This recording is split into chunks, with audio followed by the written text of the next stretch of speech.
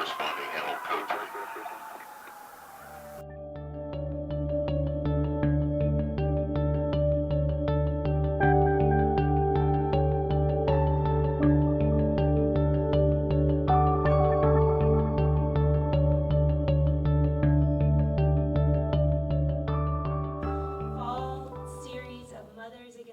Brutality workshops.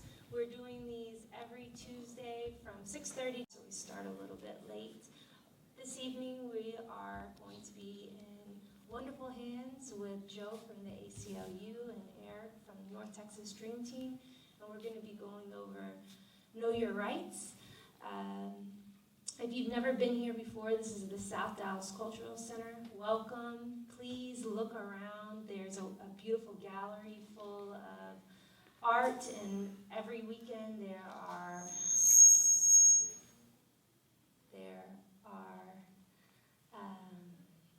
shows, theater shows, dance shows that you should definitely attend, so please sign up.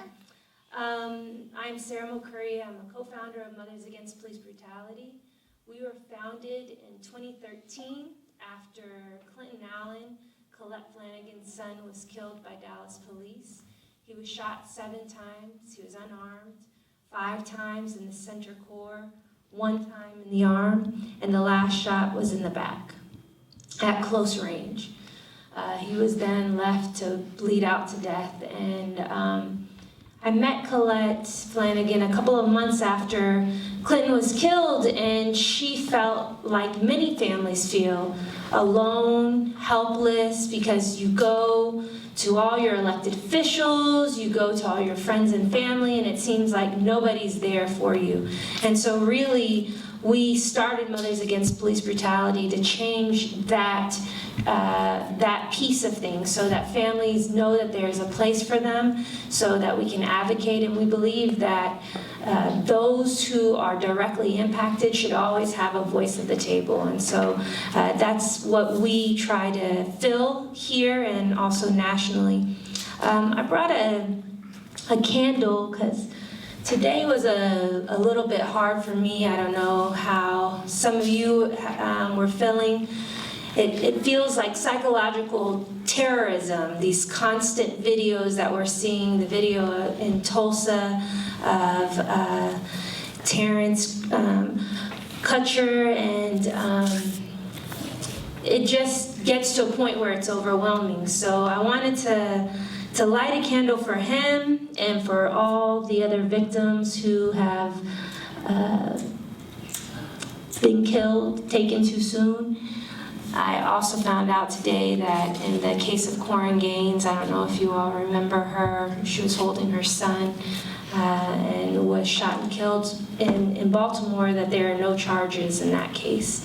And so, for me, I think knowing your rights is very important, and I'm glad that we have such skilled and knowledgeable folks. I'm going to move this away from you. He's not in. Okay, just in case. But I also think that not only do we need to know our rights, we have to fight for our rights and fight for our lives. And so Mothers Against Police Brutality is a place where you can join and advocate for your rights. There's Dallas Action, there are other organizations, there's the Movement for Black Lives. There are a lot of places where we are fighting to change the trajectory of police brutality in this country. And so I hope that on top of knowing your rights, you also fight for your rights, the rights that we have, the rights that we should have.